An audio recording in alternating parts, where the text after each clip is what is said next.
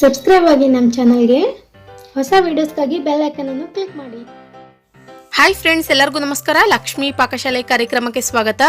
ಇವತ್ತು ಫ್ರೆಂಡ್ಸ್ ನಾನು ನಿಮಗೆ ಒಂದು ಸಿಂಪಲ್ ಆಗಿರೋ ಬ್ರೇಕ್ಫಾಸ್ಟ್ ಹೇಳ್ಕೊಡ್ತಾ ಇದ್ದೀನಿ. ಇದ್ರ ಹೆಸರು ಬಂದ್ಬಿಟ್ಟು ಆಲೂ ಟಿಕ್ಕಿ ಅಂತೇಳಿ. ಎಷ್ಟು ಚೆನ್ನಾಗಿರುತ್ತೆ ಅಂತಂದರೆ ಖಂಡಿತ ನೀವು ಒಮ್ಮೆ ಟ್ರೈ ಮಾಡಿ ನೋಡಿ. ಮನೇಲಿ ಎಲ್ಲರೂ ಇಷ್ಟಪಟ್ಟು ತಿಂತಾರೆ. ಇದನ್ನು ನೀವು ಮಕ್ಕಳಿಗೆ ಲಂಚ್ ಬಾಕ್ಸ್ಗೂ ಕೂಡ ಕಟ್ಟಬಹುದು. ಈವ್ನಿಂಗ್ ಟೈಮಲ್ಲಿ ಮಕ್ಕಳು ಸ್ಕೂಲಿಂದ ಮನೆಗೆ ಬಂದ ತಕ್ಷಣ ತಿನ್ನೋಕ್ಕೇನಾದರೂ ಮಾಡಿಕೊಡ್ಬೇಕಂತಂದರೆ ಈ ಥರ ಮಾಡಿಕೊಡಿ. ತುಂಬ ಚೆನ್ನಾಗಿರುತ್ತೆ ಮತ್ತು ಅಷ್ಟೇ ಇಷ್ಟಪಟ್ಟು ತಿಂತಾರೆ. ಓಕೆ ಫ್ರೆಂಡ್ಸ್, ಇವಾಗ ಇದನ್ನು ಮಾಡೋ ವಿಧಾನ ನೋಡೋಣ ಬನ್ನಿ. ಮೊದಲೇದಾಗಿ ಒಂದು ಮಿಕ್ಸಿಂಗ್ ಬೌಲ್ ತಗೊಳ್ಳಿ. ಇದಕ್ಕೆ ಇವಾಗ ಒಂದು 3 ಆಲೂಗಡ್ಡೆನ ನಾನಿಲ್ಲಿ ಆಲ್ರೆಡಿ ಬೇಯಿಸ್ಬಿಟ್ಟು ಇಟ್ಕೊಂಡಿದ್ದೀನಿ. ಬೇಯಿಸಿರೋ ಆಲೂಗಡ್ಡೆನ ಹಾಕ್ಬಿಟ್ಟು ಇದನ್ನು ಚೆನ್ನಾಗಿ ಮ್ಯಾಶ್ ಮಾಡ್ಕೊಳ್ಳೋಣ.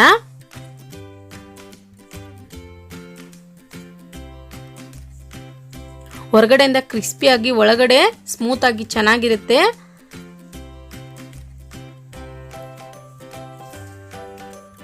ಓಕೆ ನೋಡಿ, ಇವಾಗ ನಾನಿಲ್ಲಿ ಈ ರೀತಿಯಾಗಿ ಮ್ಯಾಶ್ ಮಾಡಿಬಿಟ್ಟು ಇಟ್ಕೊಂಡಿದ್ದೀನಿ. ನಂತರ ಇವಾಗ ಇದಕ್ಕೇನೆ 2 ಟೇಬಲ್ ಸ್ಪೂನ್ ಅಷ್ಟು ರವೆ ಹಾಕೊಳ್ಳೋಣ.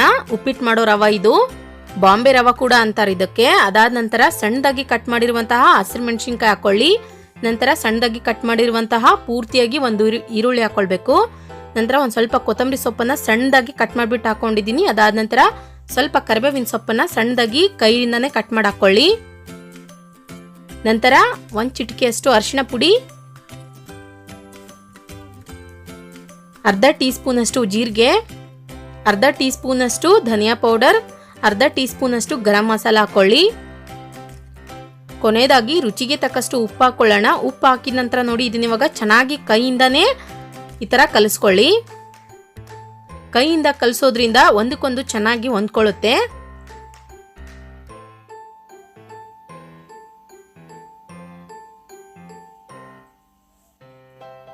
ತುಂಬ ಜನ ರವೆ ಅನ್ಕೂಡ್ಲೇನೆ ಕನ್ಫ್ಯೂಸ್ ಆಗ್ತಾರೆ. ಈ ಸಣ್ಣ ಉಪ್ಪಿಟ್ಟೆ ನಾವು ಬಾಂಬೆ ರವೆ ತಗೊಳ್ತೀವಲ್ವಾ ಉಪ್ಪಿಟ್ಟು ಮಾಡೋದಕ್ಕೆ, ಆ ಉಪ್ಪಿಟ್ಟು ಯೂಸ್ ಮಾಡಿದ್ದಕ್ಕೆ. ನೋಡಿ ಇವಾಗ ಈ ರೀತಿಯಾಗಿ ಕಲಸಿಟ್ಕೊಂಡಿದ್ದೀನಿ ಇಲ್ಲಿ ನಾನು. ನಂತರ ಇವಾಗ ಒಂದು ಮಿಕ್ಸಿಂಗ್ ಬೌಲ್ ತಗೊಳ್ಳಿ. ಇದಕ್ಕೇನು ಇವಾಗ 2 ಟೇಬಲ್ ಸ್ಪೂನ್ ಅಷ್ಟು ಕಡಲೆಬೇಳೆ ಹಿಟ್ಟು ಹಾಕೊಳ್ಳೋಣ, ಬಜ್ಜಿ ಮಾಡೋ ಹಿಟ್ಟು. ನಂತರ 1 ಚಿಟಿಕೆಯಷ್ಟು ಅರಿಶಿನ ಪುಡಿ ಹಾಕೊಳ್ಳಿ. ರುಚಿಗೆ ತಕ್ಕಷ್ಟು ಉಪ್ಪು ಹಾಕೊಳ್ಳಿ. ಅರ್ಧ ಟೀ ಸ್ಪೂನ್ ಅಷ್ಟು ಚಿಲ್ಲಿ ಫ್ಲೇಕ್ಸ್ ಹಾಕೊಳ್ಳೋಣ. ಇದನ್ನ ಇವಾಗ ನೋಡಿ ಒಂದ್ಸಲ ಚೆನ್ನಾಗಿ ಮಿಕ್ಸ್ ಮಾಡ್ಕೊಳ್ಳಿ. ಈ ತರ ಮಿಕ್ಸ್ ಮಾಡ್ಕೊಂಡ ನಂತರ ಇದಕ್ಕೇನು ಇವಾಗ ನೀರು ಹಾಕ್ಬಿಟ್ಟು ಚೆನ್ನಾಗಿ ಕಲಿಸ್ಕೊಳ್ಳೋಣ. ಗಂಟೇನು ಇರಬಾರ್ದು, ಆ ರೀತಿಯಾಗಿ ಕಲಿಸ್ಕೊಳ್ಳಿ. ನೀವು ಮಕ್ಕಳಿಗೆ ಮಾಡಿ ಕೊಡೋದಾದ್ರೆ ಇದಕ್ಕೆ ಗ್ರೀನ್ ಚಿಲ್ಲಿನ ಖಾರ ಕಡಿಮೆ ಇರೋದು ಹಾಕೊಳ್ಳಿ. ಇಲ್ಲಾಂತಂದ್ರೆ ನೀವು ಒಂದು ಸ್ವಲ್ಪ ಪೇಸ್ಟ್ ಹಾಕಿದ್ರೂ ಕೂಡ ನಡೆಯುತ್ತೆ. ಅಥವಾ ಹಸಿರು ಮೆಣಸಿನ್ಕಾಯಿನ ಸ್ಕಿಪ್ ಆದ್ರೂ ಮಾಡಿಕೊಂಡು ಒಂದು ಸ್ವಲ್ಪ ರೆಡ್ ಚಿಲ್ಲಿ ಕೂಡ ಹಾಕೊಳ್ಬಹುದು. ತಿನ್ನುವಾಗ ಬಾಯಿಗೆ ಖಾರ ಬಂತಂದ್ರೆ ಮಕ್ಕಳು ಇಷ್ಟಪಡಲ್ಲ. ಸೊ ಅದಕ್ಕೋಸ್ಕರ ಖಾರ ಆದಷ್ಟು ಕಡಿಮೆ ಹಾಕೊಳ್ಳಿ. ದೊಡ್ಡವ್ರಿಗೆ ಅಂತಂದ್ರೆ ಪರವಾಗಿಲ್ಲ, ನಡೆಯುತ್ತೆ ಖಾರ.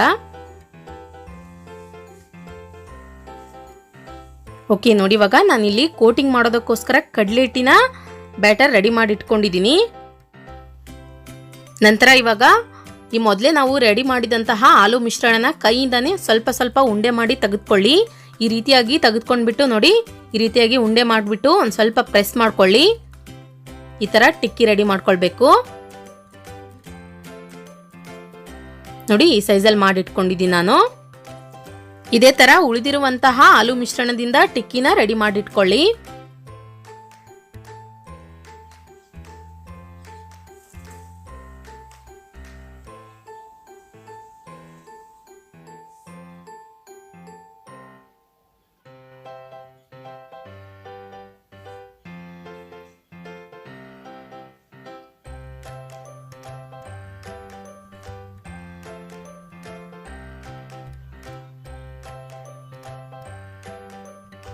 ಓಕೆ ನೋಡಿ, ಇವಾಗ ನಾನಿಲ್ಲಿ ಎಲ್ಲದನ್ನು ಮಾಡಿಬಿಟ್ಟು ರೆಡಿ ಮಾಡಿ ಇಟ್ಕೊಂಡಿದ್ದೀನಿ. ಇದನ್ನ ಇವಾಗ ಫ್ರೈ ಮಾಡ್ಕೊಳ್ಳೋಣ. ಗ್ಯಾಸ್ ಆನ್ ಮಾಡ್ಕೊಂಡ್ಬಿಟ್ಟು ಒಂದು ಪ್ಯಾನ್ ಇಟ್ಕೊಳ್ಳಿ. ಅದು ಬಿಸಿಯಾದ ನಂತರ ಅದಕ್ಕೆ ಇವಾಗ ಎಣ್ಣೆ ಹಾಕೊಳ್ಳೋಣ. ಎಣ್ಣೆನ ಎಲ್ಲ ಕಡೆ ಚೆನ್ನಾಗಿ ಹರಡಿಸ್ಕೊಳ್ಳಿ. ಈ ತರ ಇದು ಒಂದು ಸ್ವಲ್ಪ ಬಿಸಿಯಾದ ನಂತರ ಇದಕ್ಕೆ ಇವಾಗ ರೆಡಿ ಮಾಡಿದಂತಹ ಆಲೂ ಟಿಕ್ಕಿನ ತೆಗೆದುಕೊಂಡ್ಬಿಟ್ಟು ಮೊದಲೇ ನಾವು ರೆಡಿ ಮಾಡಿದಂತಹ ಕಡಲೆ ಹಿಟ್ಟಿನಲ್ಲಿ ಈ ತರ ಕೋಟಿಂಗ್ ಮಾಡ್ಕೊಳ್ಬೇಕು. ಒಂದ್ಸಲ ಅದ್ಬಿಟ್ಟು ಪ್ಯಾನಿಗೆ ಹಾಕೊಳ್ಳಿ. ಅದರಲ್ಲಿ ಒಂದ್ಸಲ ಈ ತರ ಅದ್ದೋದು, ಪ್ಯಾನಿಗೆ ಇಡೋದು, ಈ ತರ ಮಾಡಿ.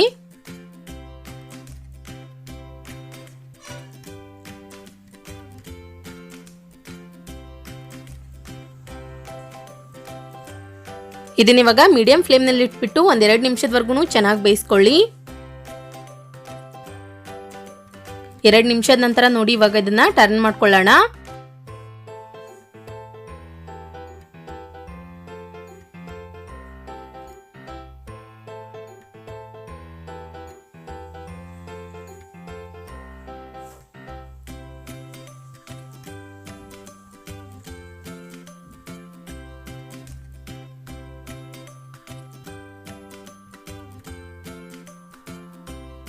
ಇದನ್ನ ಇವಾಗ ಮೇಲ್ಗಡೆ ಮುಚ್ಚಿಬಿಟ್ಟು ಮೀಡಿಯಂ ಫ್ಲೇಮ್ನಲ್ಲಿಟ್ಟು 5 ನಿಮಿಷದವರೆಗೂ ಬೇಯಿಸ್ಕೊಳ್ಳಿ.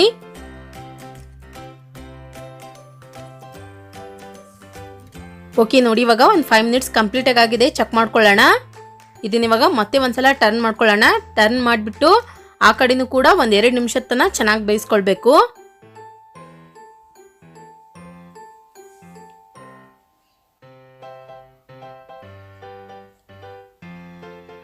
ಸ್ವಲ್ಪ ಅದು ರೆಡಿ ಆಗೋದಕ್ಕೆ ಟೈಮ್ ತಗೊಳುತ್ತೆ. ಆದಷ್ಟು ಚೆನ್ನಾಗಿ ಬೇಯಿಸ್ಕೊಳ್ಳಿ. ಕ್ರಿಸ್ಪಿನೆಸ್ ಬರಬೇಕದು ಒಳಗಡೆ ಎಲ್ಲ ಚೆನ್ನಾಗಿ ಬೆಂದ್ಬಿಟ್ಟು.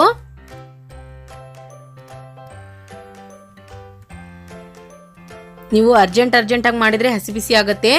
ನಿಧಾನಕ್ಕೆ ಚೆನ್ನಾಗಿ ಬೇಯಿಸ್ಕೊಳ್ಳಿ.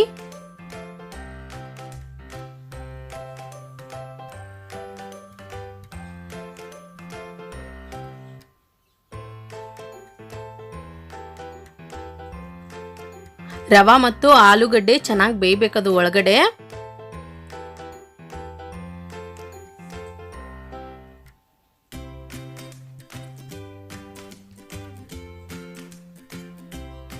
ಅದು ಒಳಗಡೆ ಚೆನ್ನಾಗಿ ಬೇಯಿತು ಅಂತಂದ್ರೆ ಮೇಲ್ಗಡೆ ನಾವು ಎಷ್ಟು ಪ್ರೆಸ್ ಮಾಡಿದ್ರು ಗಟ್ಟಿಯಾಗಿನೇ ಇರುತ್ತೆ ಇದು.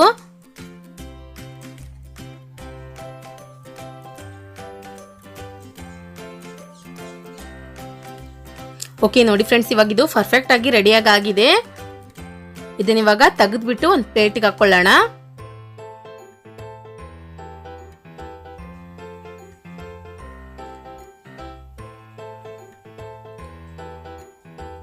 ಓಕೆ, ನಾನು ನಿಮ್ಗೆ ಇವಾಗ ತೋರಿಸ್ತೀನಿ ಇದು ಒಳಗಡೆ ಎಷ್ಟು ಚೆನ್ನಾಗಿ ಬಂದಿದೆ ಅಂತ. ನೋಡಿ ಫ್ರೆಂಡ್ಸ್, ಈ ತರ ನಾವು ಕಟ್ ಮಾಡಿದ್ರೆ ಒಳಗಡೆ ಈ ರೀತಿಯಾಗಿದು ರೆಡಿ ಆಗಿರ್ಬೇಕು ನೋಡಿ. ತುಂಬಾ ಅಂದ್ರೆ ತುಂಬಾ ಚೆನ್ನಾಗಿ ಕೊಡುತ್ತೆ ಟೇಸ್ಟ್ ಬಾಯ್ಗೆ. ಖಂಡಿತ ನೀವು ಒಂದ್ಸಲ ಟ್ರೈ ಮಾಡಿ. ಮತ್ತು ಮಕ್ಕಳಿಗೆ ಲಂಚ್ ಬಾಕ್ಸ್ಗೆ ಕೂಡ ಇದನ್ನ ಹಾಕಿ ಕಳಿಸಬಹುದು. ಅವರು ಕೂಡ ಇಷ್ಟಪಟ್ಟು ತಿಂತಾರೆ. ಓಕೆ, ನೋಡಿದ್ರಲ್ಲ ಯಾವ ರೀತಿಯಾಗಿ ನಾವು ಇನ್ಸ್ಟಂಟ್ ಆಗಿ ಮತ್ತು ಸುಲಭವಾಗಿ ರುಚಿಕರವಾದ ಆಲೂ ಕಡಲೆ ಹಿಟ್ಟಿನ ಟಿಕ್ಕಿ ಮಾಡೋದಂತ. ನಾ ಮಾಡಿರೋ ಈ ರೆಸಿಪಿ ನಿಮಗೆ ಇಷ್ಟ ಆಗಿದ್ರೆ ಪ್ಲೀಸ್ ಲೈಕ್ ಮಾಡಿ, ಶೇರ್ ಮಾಡಿ, ಕಮೆಂಟ್ ಮಾಡಿ. ಇನ್ನಷ್ಟು ಈಸಿ ರೆಸಿಪೀಸ್ಗಾಗಿ ನಮ್ಮ ಲಕ್ಷ್ಮಿ ಪಾಕಶಾಲೆ ಚಾನಲ್ಗೆ ಸಬ್ಸ್ಕ್ರೈಬ್ ಆಗೋದು ಮಾತ್ರ ಮರಿಬಾರ್ದು. ಮತ್ತೆ ಒಂದು ಇಂಟ್ರೆಸ್ಟಿಂಗ್ ರೆಸಿಪಿ ಒಂದಿಗೆ ಬರ್ತೀನಿ ಮುಂದಿನ ಸಂಚಿಕೆಯಲ್ಲಿ. Keep watching. Thank you. Bye.